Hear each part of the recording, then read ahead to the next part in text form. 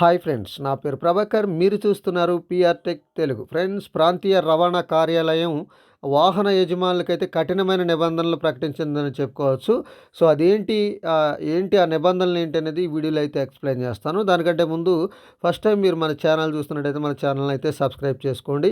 ఇక ఇక్కడ ముఖ్యంగా వాహనాలకు సంబంధించి అవసరమైన పత్రాలు మరియు కాలుష్యానికి సంబంధించిన నిబంధనలను ఖచ్చితంగా పాటించాలని దానికి సంబంధించిన రూల్స్ అయితే రిలీజ్ చేయడం అయితే జరిగింది.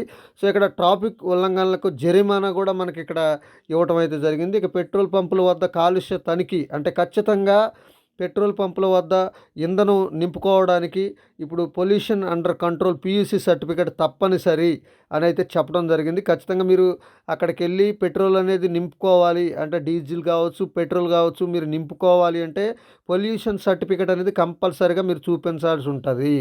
ఇంతగా పోతే ఏంటంటే మీకు పెట్రోల్, డీజిల్ అనేది వాళ్ళు కొట్టడం అనేది జరగదని చెప్పుకోవచ్చు. ఒకవేళ కాలుష్యం సర్టిఫికేట్ అనేది ఇంపార్టెంట్.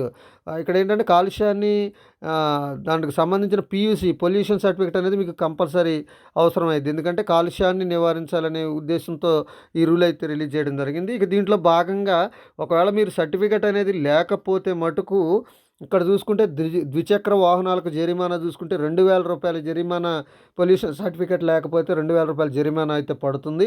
ఇక పెద్ద వాహనాలు చూసుకున్నట్టయితే 5,000 వరకు పడుతుంది. ఇక ట్రాక్టర్లు మరియు ఇతర వాహనాలు, భారీ వాహనాలకి ఏదైనా ఉంటే వాటికి రూ. 2,000 వరకు అయితే జరిమానా అయితే పడుతుందని చెప్పుకోవచ్చు. సో దీన్ని బట్టి చూసుకున్నట్టయితే ఇది ఒక కఠినమైన నిబంధన అనే చెప్పుకోవచ్చు. సో ఇది ఫ్రెండ్స్, ఈ వీడియో కనుక మీకు నచ్చితే లైక్ చేయండి, షేర్ చేయండి, కింద కామెంట్లో రాయండి. Thank you.